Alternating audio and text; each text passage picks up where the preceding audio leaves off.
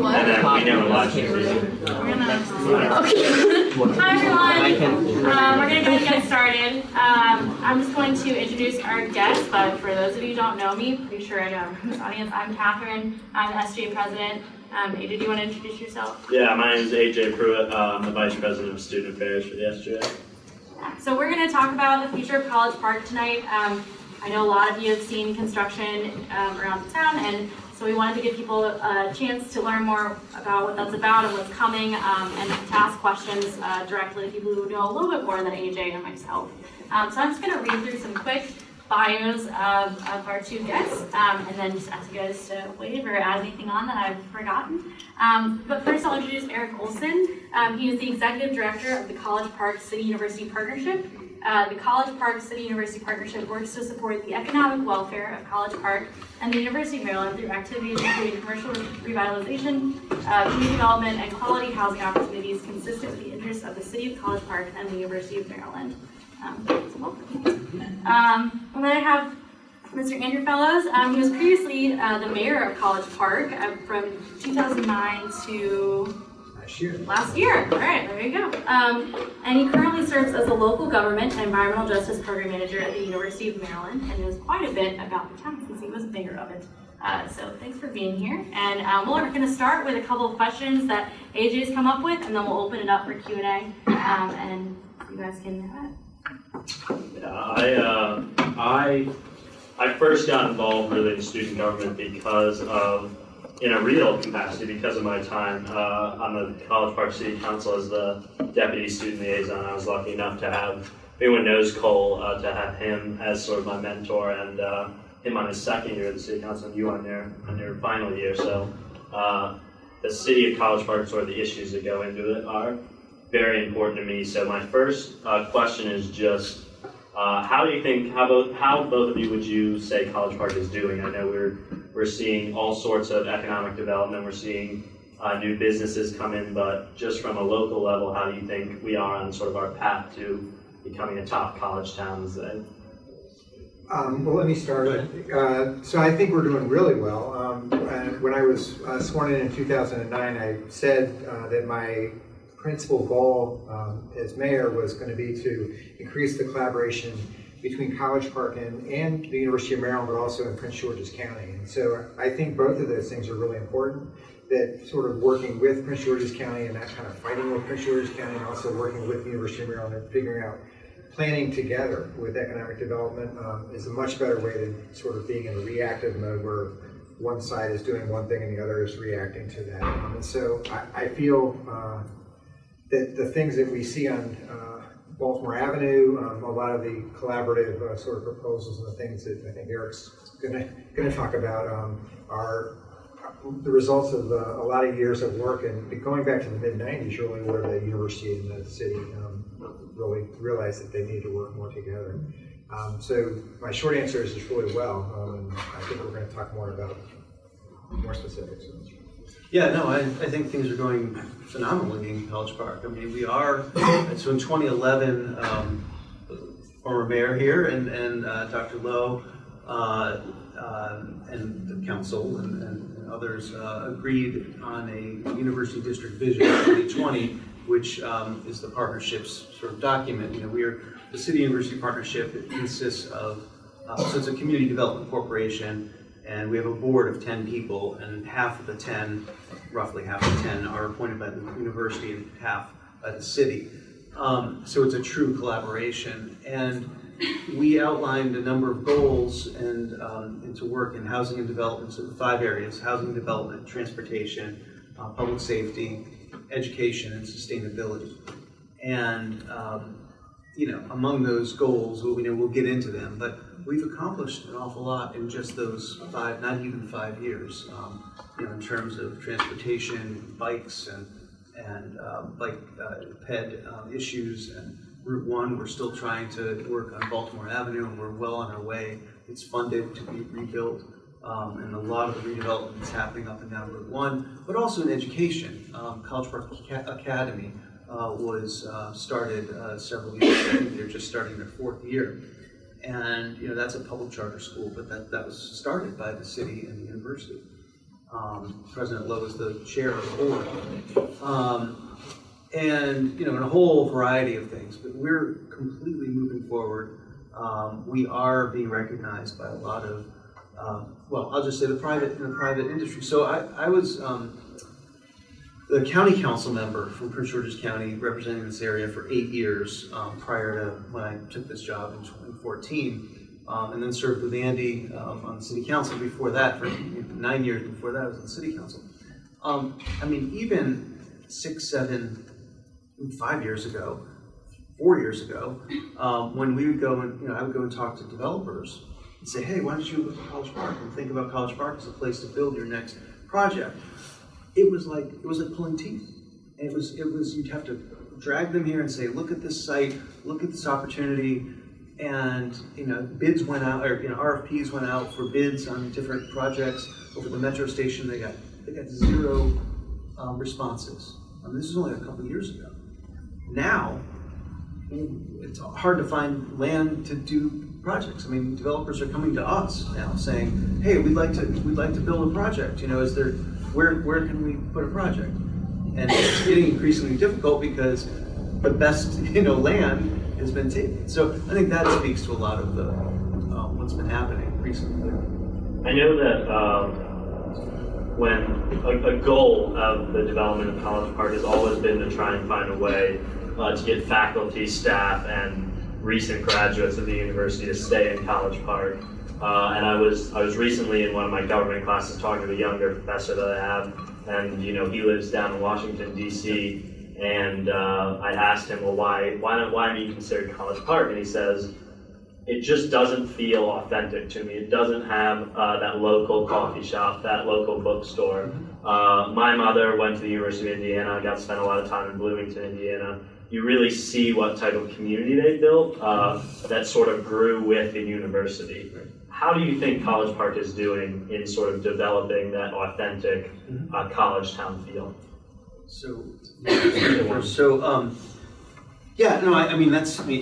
When Andy and I were in graduate school together, Andy was the graduate student government president at the time, and he used to live in Berkeley and other college towns, and I grew up in western Massachusetts, Northampton and Amherst.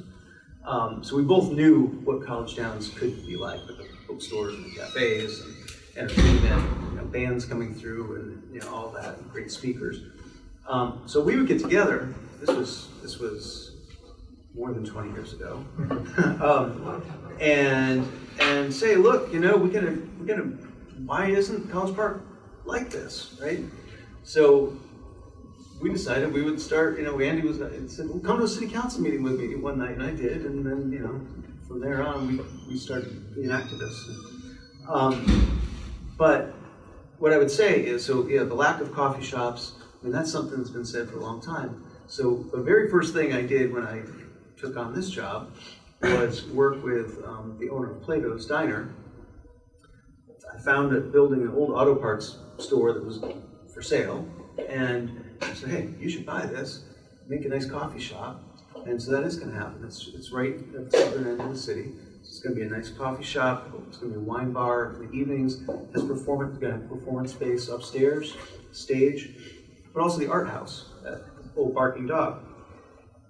Excuse me.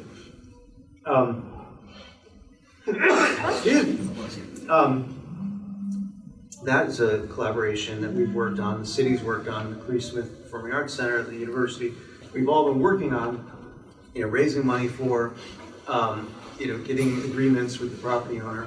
And that's a 14,000 square foot building that's going to have great performance space upstairs, cafe downstairs, all kinds of performance art that can happen in that space.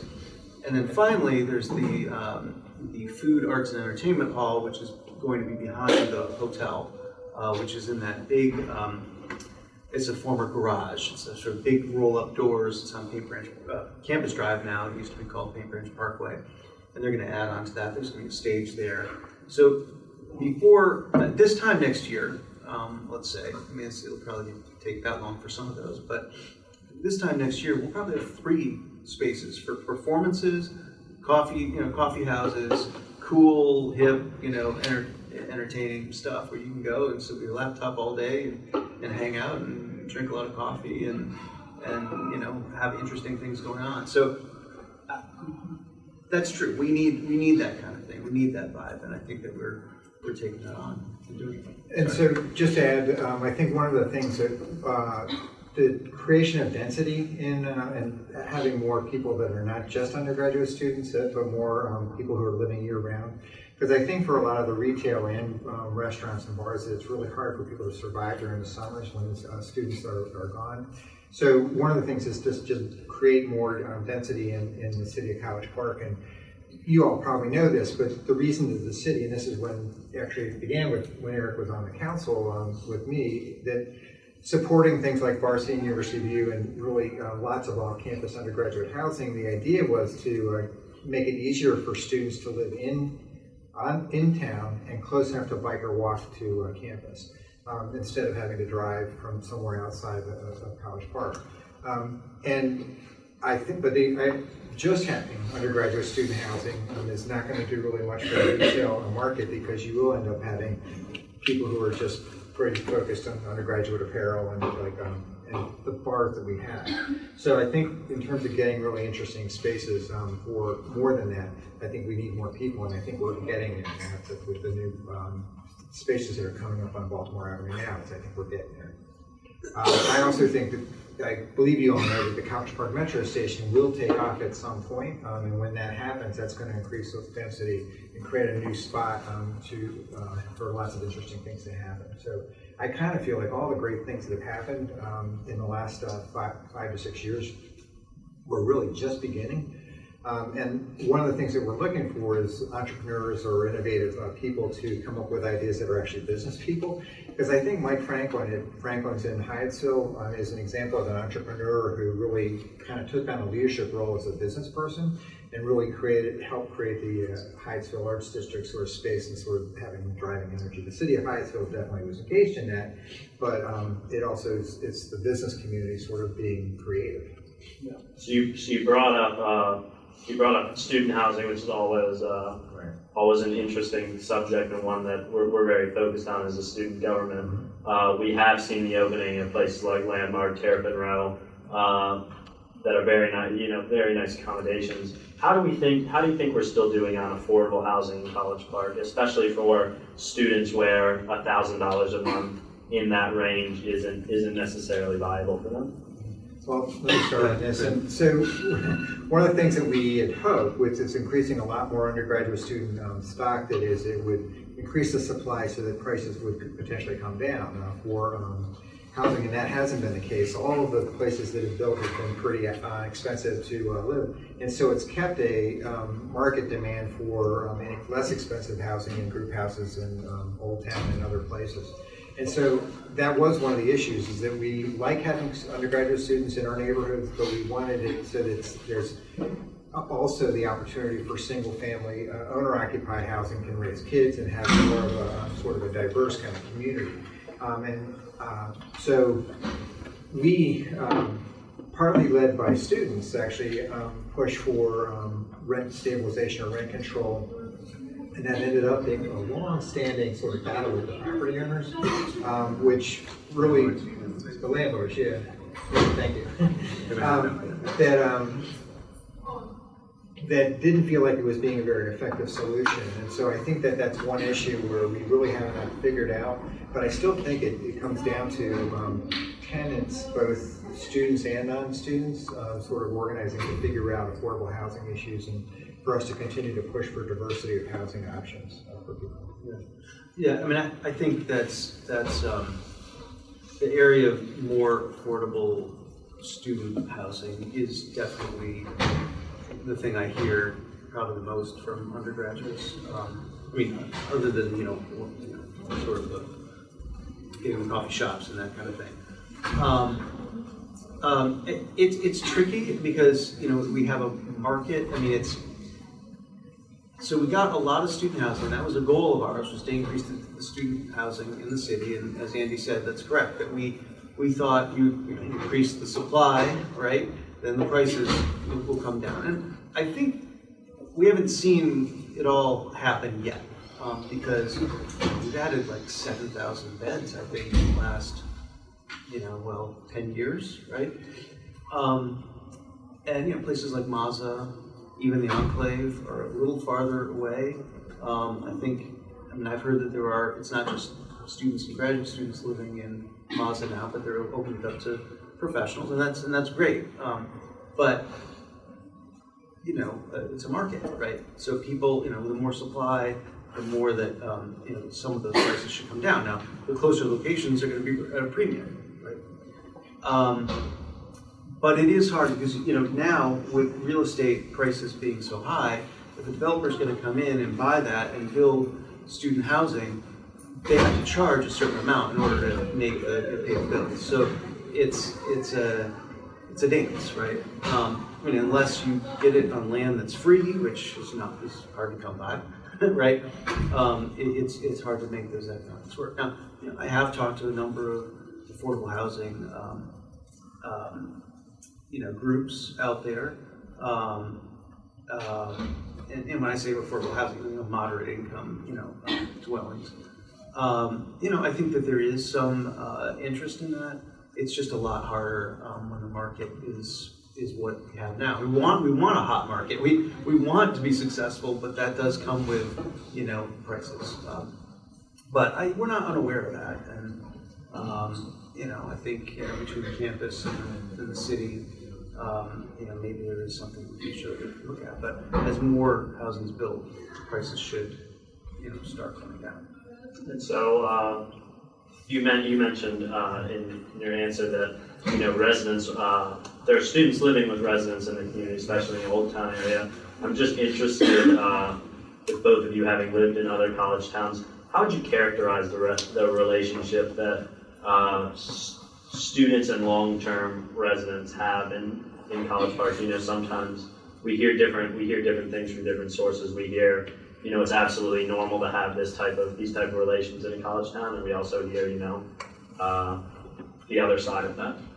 So, Mr. Fellows. Let me start. I went to undergraduate at Boston University, and I lived on Beacon Street, and there was not that much non-student residents around there.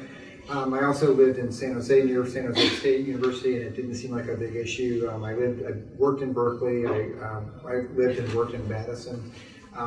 I think that most of those places were big enough places where it still felt like the student concentrations were away from where most of the residents lived. So the town-gown tensions weren't as strong as I felt them here. I know that in different parts of the country that there are those kind of town-gown issues. And I actually heard recently that Penn State had some issues where people were starting to move out because people were being bothered by living really close to undergraduate students. I think that it has not changed too much the dynamic of when I lived in a group house as a graduate student in Calvert Hills. I and all my housemates really liked our neighbors, and we talked to them, and it was like not a big deal. However, I would go to Old Town meetings as a graduate student. I would listen to them complain about students, and I'd say, I'm a student, and they'd say, we're not talking about you. We're not talking about graduate students. We're talking about them. And what they meant was the percentage of students that party and really stay up all night and really make a lot of noise and are living next to them, and it feels like they're just they're disrespectful to their neighbors.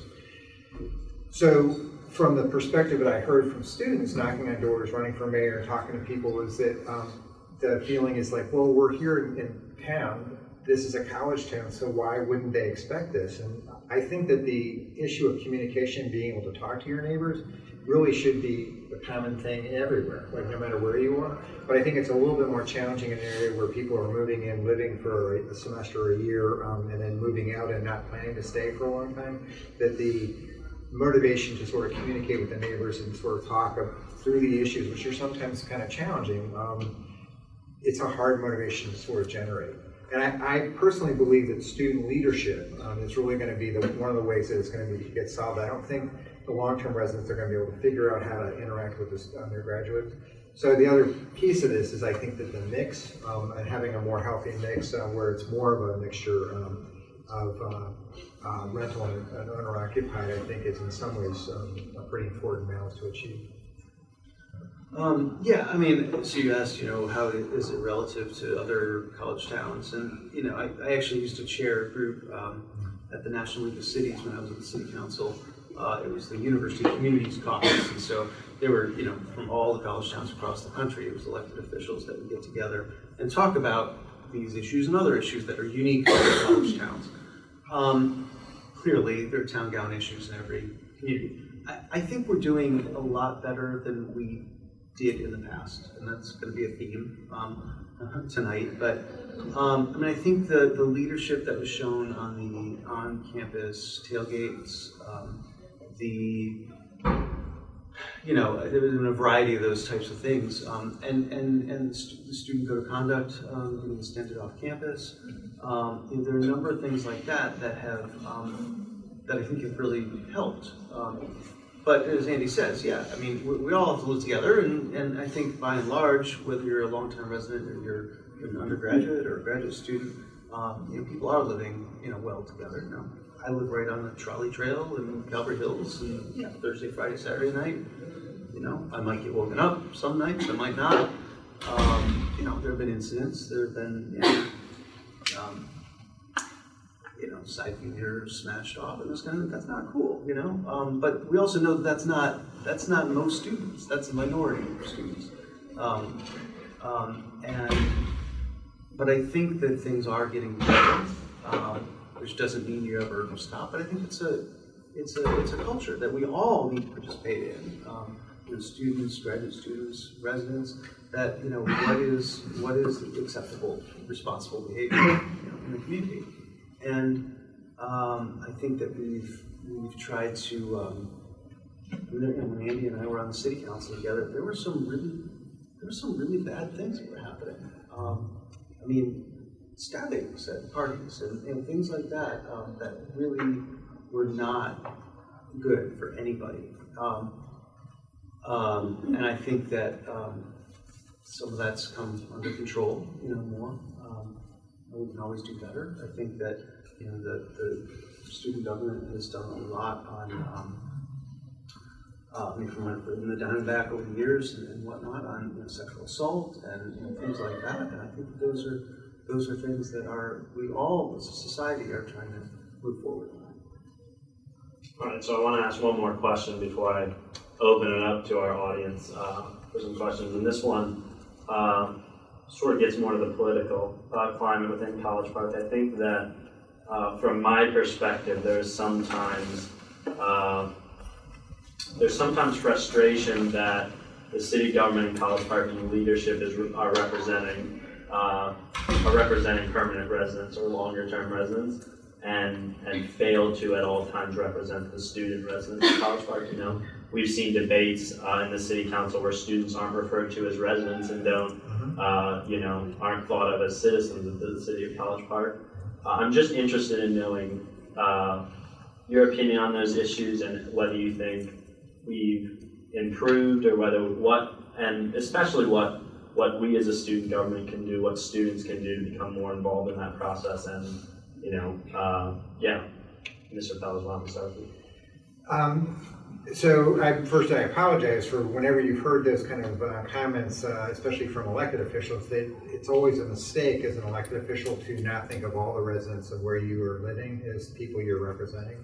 I think that one of the things that sometimes gets in elected officials' heads, hopefully it hasn't happened to me, but is that you're thinking about like the people who are sort of communicating with you all the time and the people who are voting, frankly, most of the people who are sort of mostly engaged in city affairs, and they're almost all long-term voters. And they're people who've been living in the community for a long period of time. There's an unfortunate tendency to think of students of even the really best leaders as coming and going. And so you'll meet really, really amazing student leaders, but they're here for a few years and then they're gone. And so it's easy for elected officials, I think, to sort of lose sight of the fact that they represent everybody, including the short-term residents equal, that everyone equally is at the table and should be at the table, at least in people's minds when they're talking. I also, and you probably heard too, long-term residents more often speak about students as almost like non-citizens. I think it's more likely that it'll be that kind of a situation.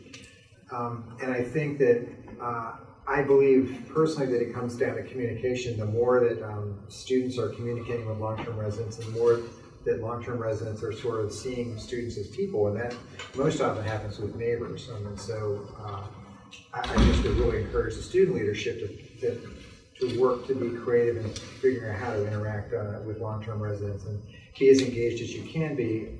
I do recognize it's not a natural.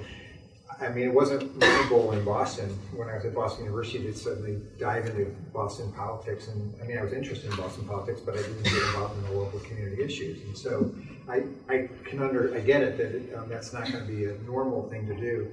But to the extent you can, wherever you are, not only as college students, but whenever you're living, I would say getting involved in the community around you is really going to make your life better, and it's going to actually improve the quality of life in the community you live in. So that's my hope that you all will. As student leaders, really, I think you play a really important role in sort of encouraging other students to do that. And let's say that tiny percentage of students who are actively and maybe even intentionally disruptive is to help figure out the strategy to hold people accountable.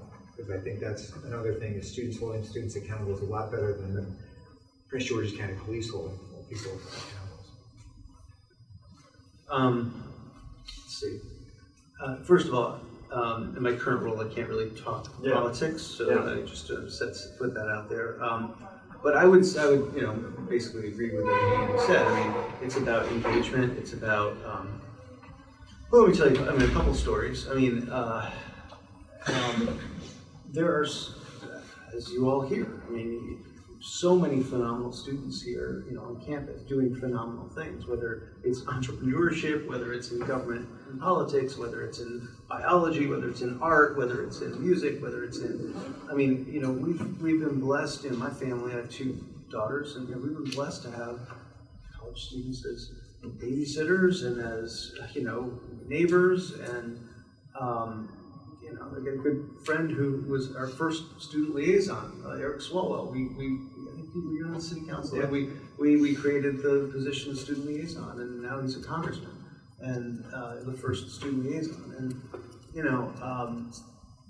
there's been so many phenomena. I think of different PERG, students that we work with on different campaigns and things, and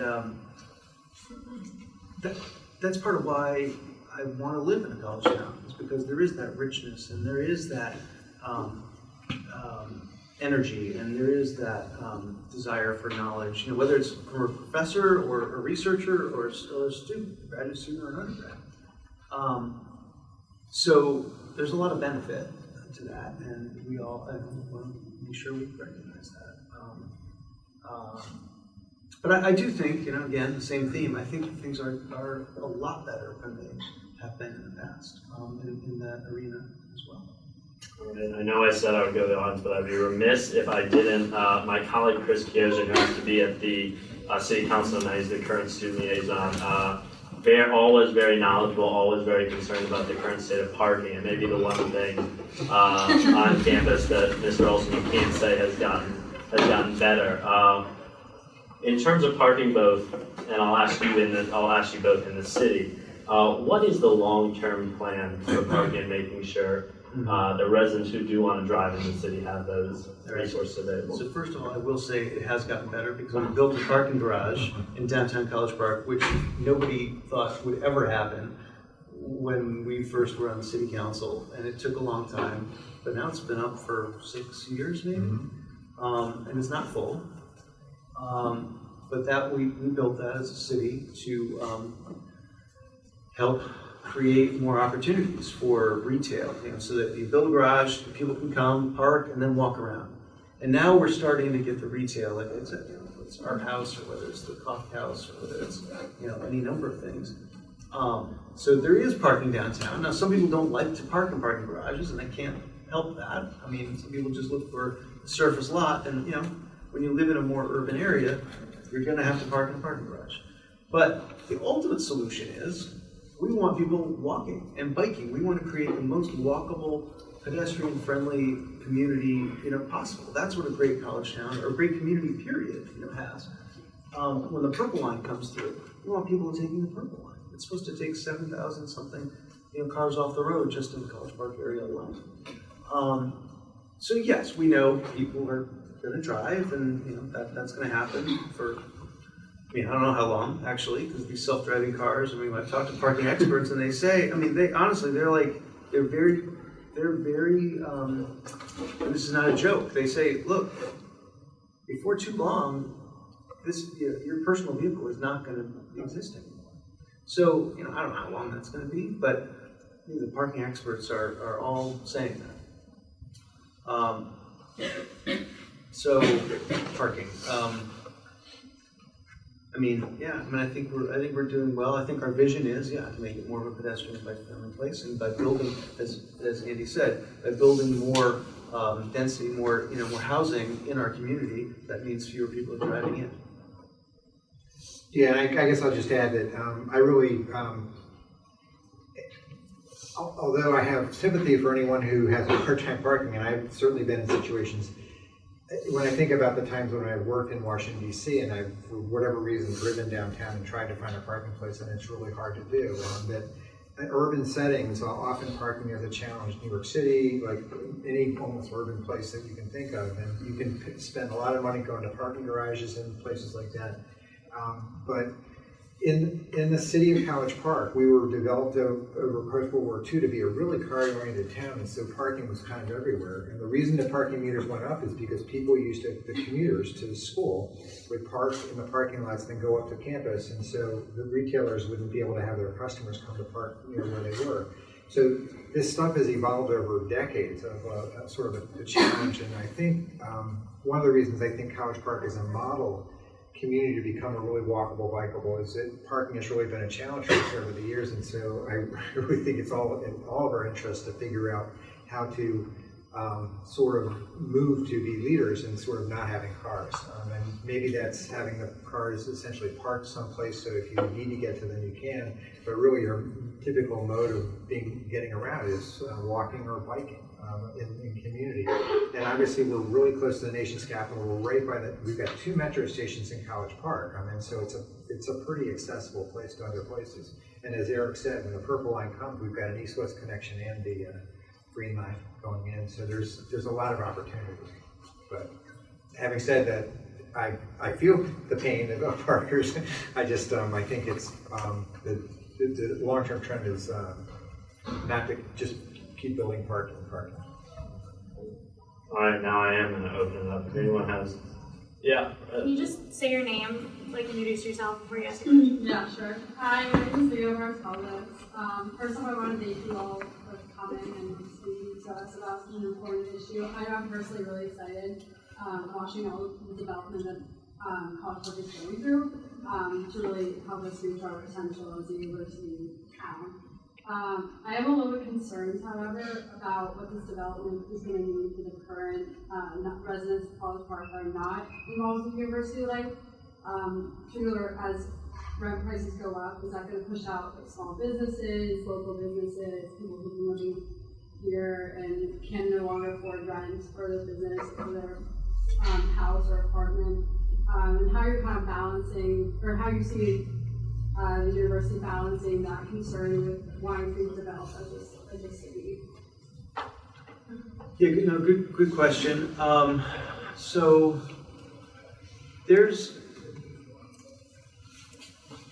as we're growing, we're adding residents and we're adding commercial space. So I think it's I could be completely wrong, but I think it's 200,000 square feet of retail. We're adding a lot of retail space as well as adding residents. Ideally, everything rises kind of at the same time. But I hear you. Some of my favorite restaurants are gone, but that's not because they got pushed out. It's for other reasons. There's still going to be a lot of space. There's still commercial space available in College Park. It may be, not right in the downtown. The downtown is definitely the highest rent in the whole area. my concern with some of these, as we redevelop, is how do we preserve independent retailers, right? So it's not all just a national chain after national chain, right? Because you want, especially in a college town, you want a unique experience, right? So we've been pretty conscious about that, and I've had conversations with some of the developers about, hey, let's make sure that local people can get some space in these developments. I mean, the hotel, David Hillman, who's building that, we talked with him. He is very committed to having not just sort of cookie cutter national chains. So he's got, as Andy talked about, Mike Franklin, who has Franklin's Restaurant and Brewery down in Hyattsville, connected them together. And so Mike Franklin is now doing the hotel restaurant, and it's going to do all of the room service, and it's going to be the big restaurant in the hotel. There's like 4 restaurants in the hotel, and the others, there's others that are also sort of independent flavor. So it is important. We can't dictate the market, but we can try to. I think we're cognizant of it, and I think we're trying to do the best we can. Good question. I mean, good point. Well, I would also say that regionally, as you probably know, Prince George's County is one of the markets that's less expensive, at least for housing and most retail. And so Montgomery County and downtown DC, that's a real issue of like being able to preserve small businesses and against the really high-priced businesses that are coming in. And I do think that's something that both the city of College Park, University Park, Riverdale Park, Hyattsville, all the surrounding municipalities, and Prince George's County, although it is a really good market to live in inexpensively relative to Montgomery County and other places.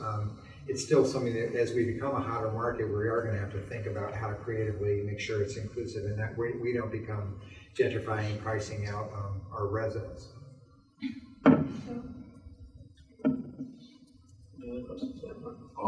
So in the coming months, I know there's supposed to be a decision about an FBI facility down on Greenbelt. You guys, what your perceived impact of that would be if it were to come to College Park?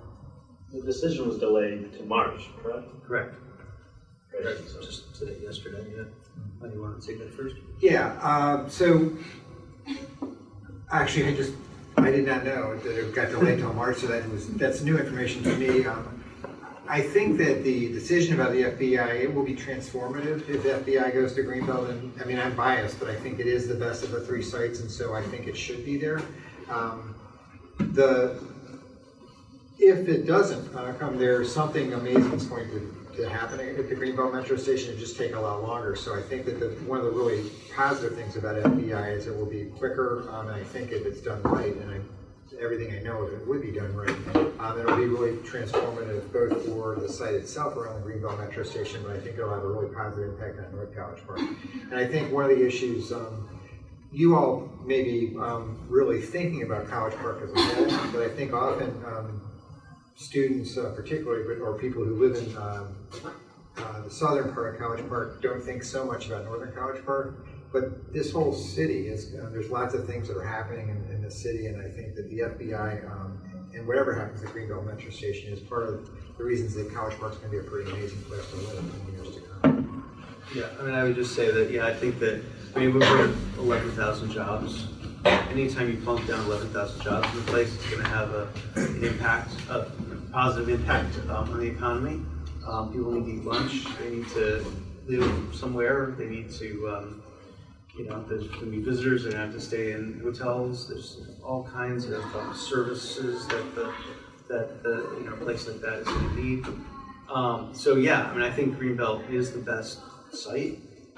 We don't know where it's going to land yet, but we have one of the 3 sites right here, and also all the things that the university has done to our criminology department, criminal justice. And, there's a whole lot of cybersecurity and whatnot that the connections between the university and the FBI could be just immense and great opportunities for people on campus, students and others.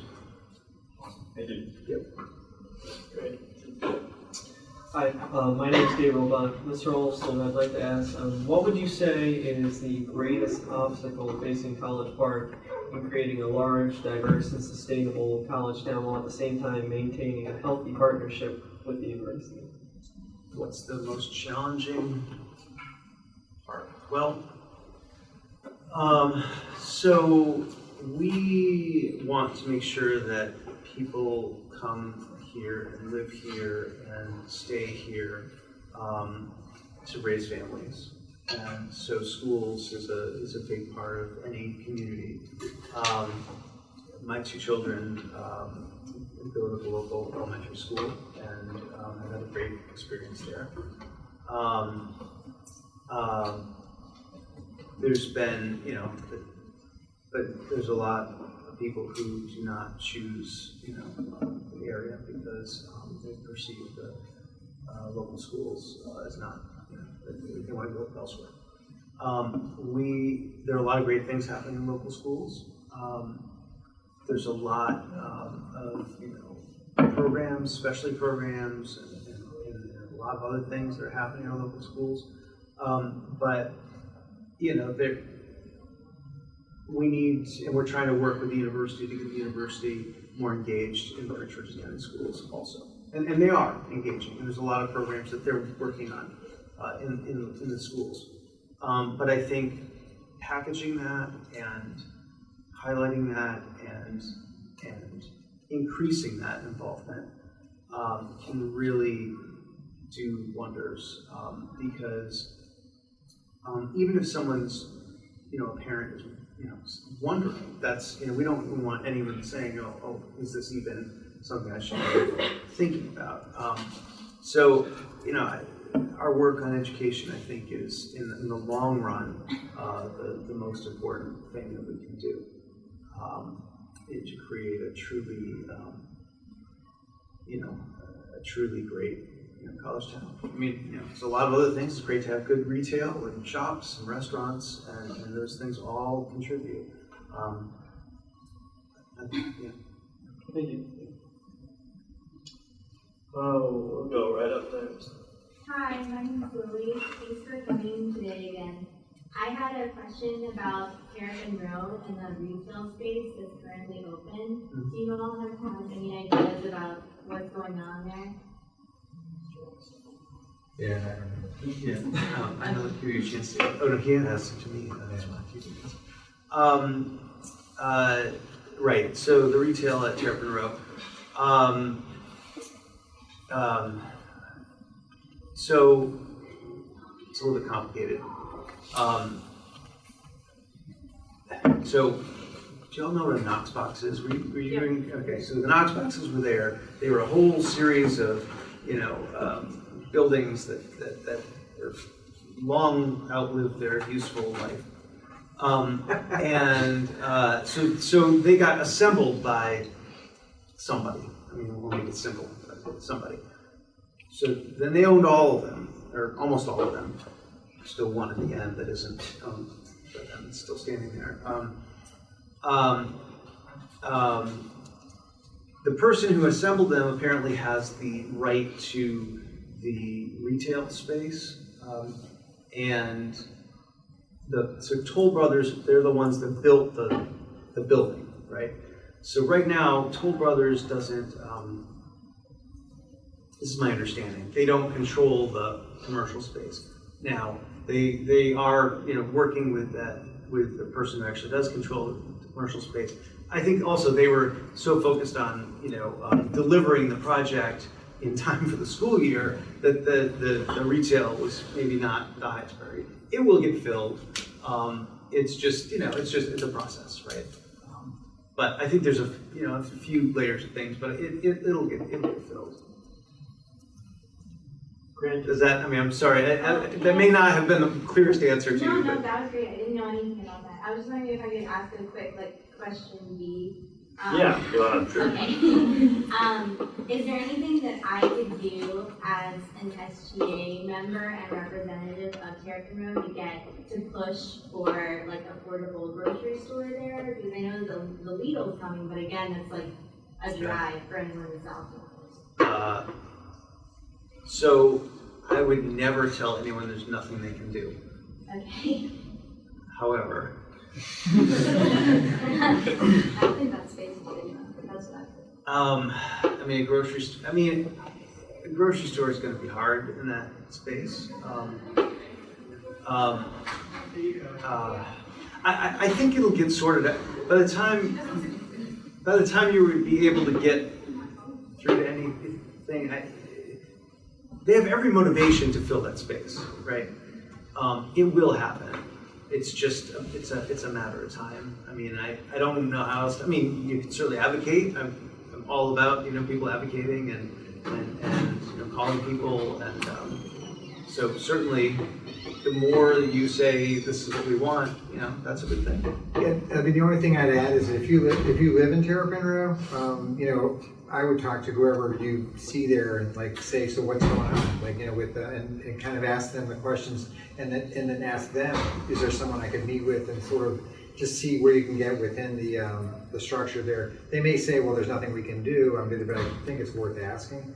And I also think that, I don't know if you know your two city council members, but I'd say communicating with the people on the council and asking them what's going on, and if they say, well, we're not sure, to sort of get that dialogue going where you say, well, exactly what you want. And I want to say that sort of more broadly to the student leaders in general, that for the 6 years as mayor, but even now, I actually always want to ask, what is it do you want in College Park? And you should really sort of push for it. And it may not come while you're here, but it's possible some things will come here. I think students have been asking for a grocery store in College Park, in downtown College Park, for a long time, and I think it's about to be delivered. And so I think that the things that you ask for, I think retail markets are really listening to you. And so I think that your voice is really important. And I would just say, it's not that it's not just sitting there without anyone thinking about it, or, I know it's vacant now, but it's not like no one's thinking about it. So shifting gears a little bit, sorry, my name's Noah, I'm a representative on the SGA. So shifting gears, thinking about education, but in the terms of local education, if we look at the counties kind of immediately adjacent to Prince George's County, we see counties that kind of have that really established and notable systems, and that is the foundation of why a lot of people go there, why a lot of people stay there perhaps. So this might be a tough question, but what can be done in terms of kind of the city of College Park, but also the county, to make the education system an attractive feature and a reason people stay in College Park? So can I go first on this? So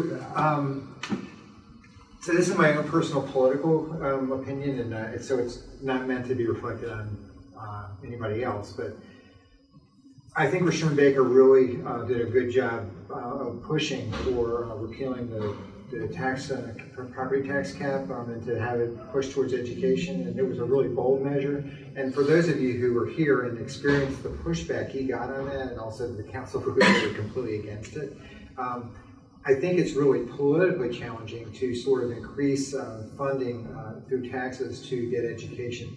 But to my mind, it's really hard to figure out a way towards getting the funding that's necessary for education without figuring out a way to generate the revenue to do that. So I think that the city of College Park is a municipality, and there's 27 municipalities in Prince George's County. I think one of the things that the municipalities can do is sort of really push the county to sort of do as much as they can, and obviously that's a political challenge. That's a really fundamental political choice. Prince George's County followed California's lead in having a property tax cap, and we're the only county in Maryland, and I think we really hurt ourselves by having that. For students, for why you're here, if you're sort of thinking about it, that's something you can communicate to your county council person. You can communicate to whoever you want to about the importance of it. But I think thinking about how to fund education, that's a national issue. Public education is a national issue, and this is the flagship campus of the higher education of the state of Maryland. And so I think we prove the value of public education by being as excellent as we are. but I really think that the University of Maryland really needs to play a really important role in sort of working with Prince George's County and working with the residents of Prince George's County to be at least in the middle of the pack in the jurisdiction. And I don't think we should rest until that happens. So that's a long answer, and it's not that specific, but I think people have been thinking about this, and I do think it's fundamentally a political challenge. Yeah, I mean, I would say, probably the biggest thing that students can do, the student body can do, is, it's going to take a lot of work, but figure out ways that you can, as a group of students, be involved in local schools. So there's students every day in classrooms, in schools that are in College Park or around College Park. And it doesn't just have to be education majors. I mean, it can be anything. Tutoring. It could be after-school homework clubs. It could be coaching or helping coach different teams. But I think that classroom sizes. I mean, we're not going to necessarily change the classroom sizes unless we get more money. Which, as a former member of the county council, one of the things that I tried to do was to increase the redevelopment around our metro stations so that we would get more tax money so we can plow it back in education. Of course, that doesn't happen overnight. It took me 8 years to get stuff built, and just now we're seeing some of the revenue coming. But to have, if we had 100 students, if we had 10 students, if we had 1,000 students, if we had 10,000 students saying, look, we're going to figure out how to get into these 10 schools that are around College Park and have coverage in every classroom and be a teacher's helper all day long, or 2 teacher's helpers, that gives more individual attention to kids who really need it. And that could have a phenomenal effect, and that could be a lasting impact and a legacy, for everybody, who participates in that. So, that would be my, it's not easy, none of this stuff is easy, but you got to start somewhere. So I had a quick question, like a follow-up question to whoever asked about Tariff and Round. I'm a reporter for them, so not an SGA. But so how do you kind of say, like, it will be filled, but like when places like the Enclave and as well as the Monument that both have, like the Enclave, which has been around for a while, and the Monument, which also has opportunities for retail space, are kind of sitting there vacant as well. I know that location plays a factor, but it's interesting to see that those spaces, especially the Enclave, do not have retail. Just why do you think that is? So I think the Enclave is a little bit of a unique circumstance. I think Terrapin Road is in a much closer in location, and like I said, they just opened. They are, and I've talked to people who, the people in charge of Terrapin Road about this. They're confident that they're going to get retail. There's certain aspects of who controls the retail space now and who might later, that kind of stuff, which I actually don't. If I did I can't really. It's So I think there's a little bit of apples and oranges going on. When you look at Enclave, it's further up. It's a little more isolated. This is in the heart of a couple blocks off downtown. And there's 1,500 beds right there, right on top of it. Enclave, it's like 70 apartments or something, or 70 units. So I don't think that those are really, when there's more redevelopment up there, you'll see that fill. And then just one more question. So in regards to the development that's happening, kind of where the Plato's Diner is, I think we talked about it, but like, is a grocery store planned? Was that in the initial plan to go there, or is all of that kind of still like TBD? I know I heard like rumors of like a movie theater and like more kind of like shops, like clothing stores, but I didn't know if a grocery store was kind of in the works or even being discussed for that space. Yeah, so all of the above, I think would be fair to say is being discussed.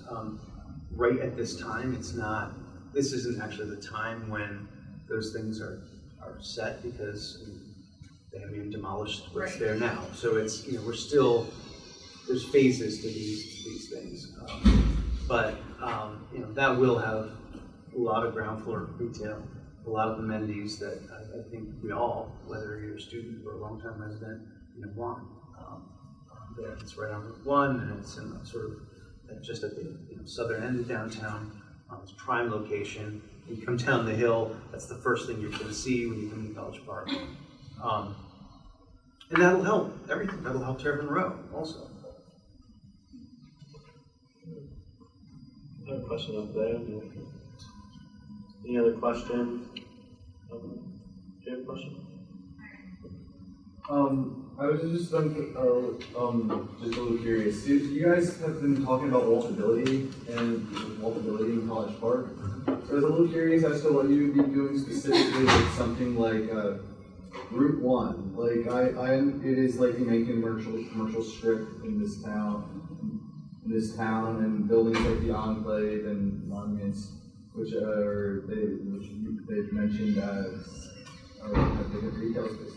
So what is being done to better integrate, make Route 1 pedestrian and or bike friendly, so that people can actually access these places?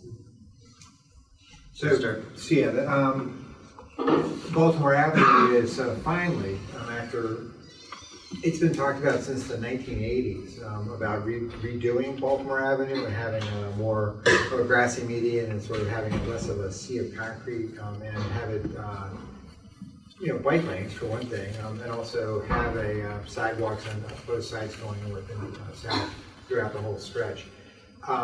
It's been, as you know, it's a state highway, and so the process of getting that done is both a state funding commitment, but also it has to do with the Prince George's County priority list.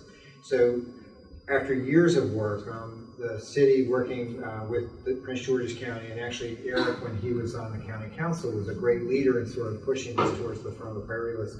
We finally have the design money, and we actually even have the construction sort of for the first phase of the Baltimore Avenue redo. In my last year as mayor myself and the chair of the College Park City University Partnership, Senator Jim Rosapep, and Eric as executive director, we had countless meetings with State Highway to talk about how do we do this redevelopment. We were focused especially on the College Avenue up to Bourbon Road, the section. But it's a pretty complicated process, but I actually think that what that process you are going to be seeing in the next few years. Unfortunately, it will probably be disrupted in terms of the construction, but I think you're going to be seeing sort of a new Baltimore Avenue look that's going to be transforming the way that Baltimore Avenue looks. And this is just the first phase, and then there's going to be the second and third going all the way up to the Beltway. It's unfortunate that it's such a long-term process, but I feel really good about the fact that we've finally gone from decades of talking about it to actually sort of moving towards construction. Yeah. I mean, I was in Baltimore today at the State Highway Administration office, talking with some people up there about, making how we're going to make sure that that stretch is the most walkable, shade trees and all that, with wide sidewalks. But yeah, Andy's right. I mean, the funding is in the state budget to rebuild Route 1, Baltimore Avenue, from College Avenue up to 193. So that's a whole midtown stretch. Includes dedicated turn lanes, median, better pedestrian activated, lights, bike lanes, grassy buffer planted, buffer with trees, so you're not walking on the sidewalk right adjacent to cars, so you don't feel like you're gonna, get hit by a car at any second. And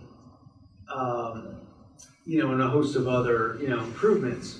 The other thing that we did in the last couple of years, I actually chaired a pedestrian safety task force, and we got a lot of improvements, and thanks to the university, thanks to the city, thanks to the county, thanks to the state, advocating to the State Highway Administration for new crosswalks downtown, for call buttons that, when you press the button, it actually, it triggers the light, right? Before, 2 years ago, that wasn't the case.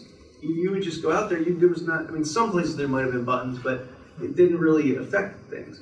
The light at Hartwick Road, there wasn't a light there. You could risk your life to run across the road there. The median fence downtown, which was constantly people going across, and we unfortunately had 3 people hit and killed, basically in that stretch. I mean, knock on wood, the fatalities and just even people getting hit by cars. And I was just looking at statistics 2 days ago. There were 14 people hit by cars in 2014, I think. It was just a couple of years ago. And this year, I think the number was 0. So, there's still ways to go, but a lot of things have actually been done in recent years, and there's going to be a lot more once the entire roadway is rebuilt. And I think you know this too, but that the Rhode Island Hiker Biker Trail that goes along the old trolley line is complete now, and there's a way beyond Baltimore Avenue biking all the way north-south. As you also probably know, the Paint Branch Trail and the Anacostia Trails Heritage System, they're about to open up a trail so you can actually ride your bike all the way down to the mall.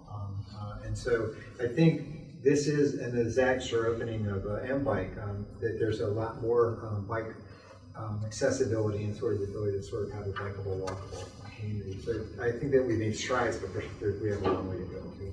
We lowered the speed limit on Route 1. That was another thing that's been helpful.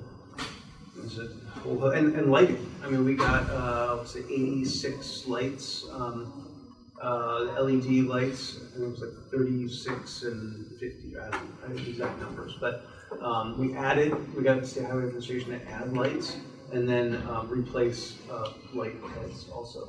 That was all the way up to 193. And it was Eric's work really that got the really good crossing of the Hiker Biker Trail on Campus Drive, because that also was a really tough place to cross before that light got put in. Any other questions before we... Yeah. So I'm really enjoying hearing about the future college parking. There's both of you tonight. I just did have a question about the safety, because I know that we get regular alerts on the safety of college parking. You mentioned how you want to make it safe, but this city is a more attractive place to live. So what are some steps that you guys are taking with the police force, making it a safer place for people to live and go to school? Great question, thank you. So one of the things that we did, and the city and the university did, was increase the size of the concurrent jurisdiction area that the university police have. So Prince George's County has primary responsibility throughout College Park to police. The University of Maryland Police Department basically was just on campus and a little bit of the Old Town neighborhood and maybe a couple other small areas. But 2.5 years ago, they agreed to expand their area of basically dual jurisdiction, where the university police are now in the entire Midtown section of College Park, I think all the way up to 193, Maryland 193, University Boulevard, all the way to the southern end of College Park, I think M Square maybe. So it's a much larger area. We also started the Safety Ambassador program. So I don't know if you've seen the Safety Ambassadors out there. We just started this summer. These are paid, they're not all students, but maybe in the beginning they're all students, but they're out and about. They have a radio, police radio. They wear like red shirts that says Safety Ambassador on the back, and they're walking around downtown to the metro station, up and down the bike trail. They're trying to be visible, they're trying to look out for hazards, trying to look out for, they'll call things in, they'll give directions, and they're just, visible out there. That's reassuring. It's another, presence out there. And we've added, the City of College Park has added a lot of cameras, so that, as you probably know, there's cameras all over campus, but there's now also a lot of cameras in College Park. that costs money, and also costs money to monitor your cameras, but it also sends a message to criminals that if they do something, it's more likely to be caught on camera, so they're likely to be arrested. And so the idea is to make it, get the word of mouth that it's not a good place to commit crimes, and so it sort of basically prevent it in the first place. And statistically, I actually think also one of the really great things that we do as a jurisdiction is there's something called CMAS, which is the University Police, the Prince George's County Police, the State Troopers, the WMATA Police, the Park Police. There's like a lot of different police forces operating in College Park, and that they talk to each other. And there's actually contract police that the city of College Park pay for, which are essentially off-duty Prince George's County Police. So there's extra police, including police on bikes, and so there's an active police presence. And I think it's one of the reasons that crime went way down during the 6 years I was the mayor. And I think that it's really one of the safer times in College Park, really, I think since the 70s statistically. And that reflects actually a countywide pattern as well. I mean, it's really a relatively safe time. Yeah, and we're no different from any other metropolitan area. The one thing I would say is, I mean, it's good that people get alerts, crime alerts, to be aware, but in some ways that may heighten your sense that this is not safe, and it really, this is a very safe place. If you look at any of the statistics, you know, we're living in a very safe community. So, you know, you have to be aware, you have to be, you know, anywhere you have to be aware, and you have to know, you know, what's going on around you and all that.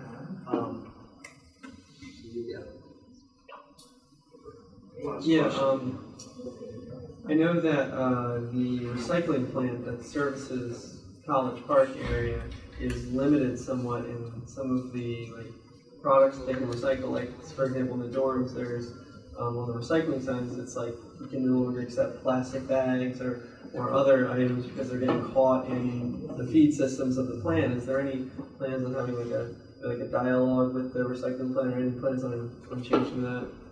I guess the short answer is no.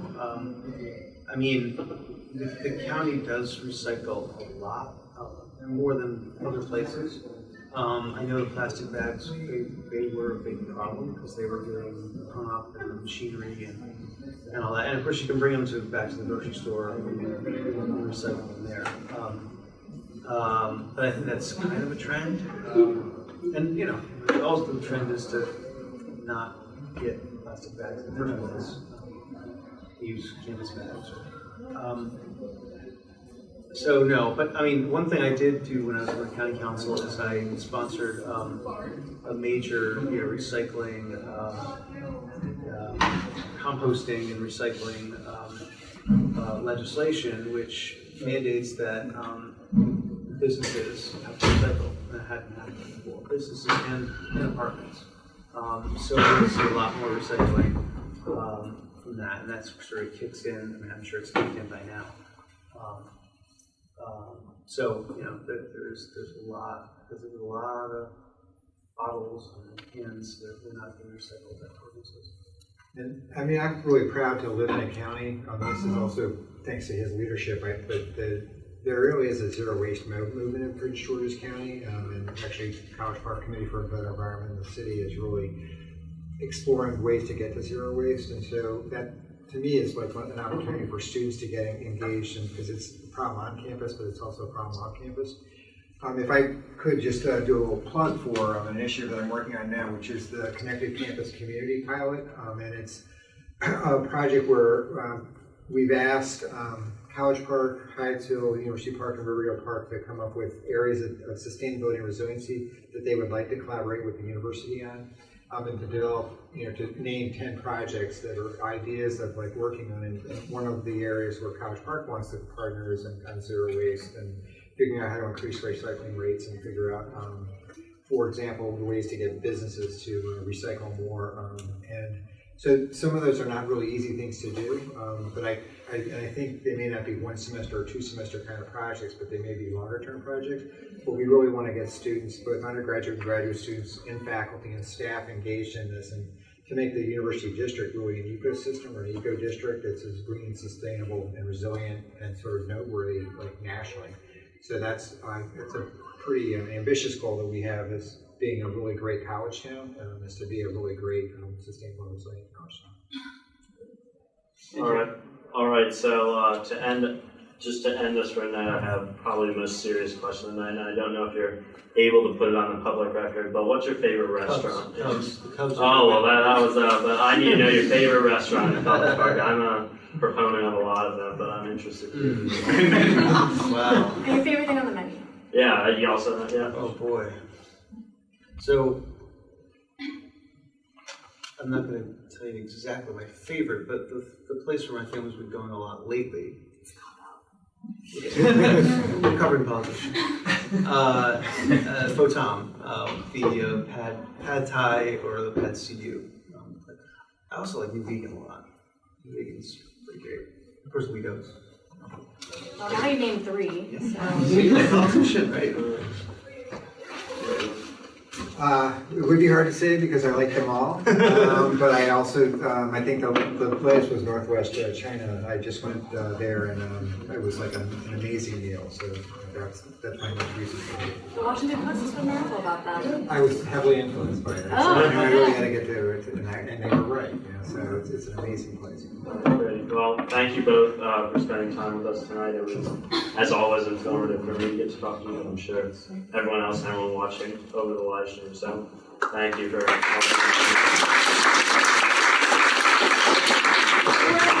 Guess up, sorry. If you're a member of the SGA, can you see Mark in the back so you can sign in with him just so we know you were here? Thank you. Okay, you guys can go.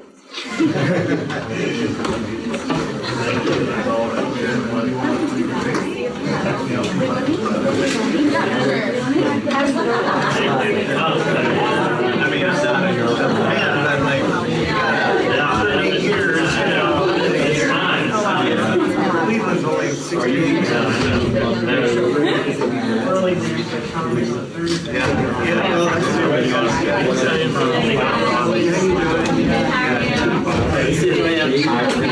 Okay, I was like, I don't know. Sorry.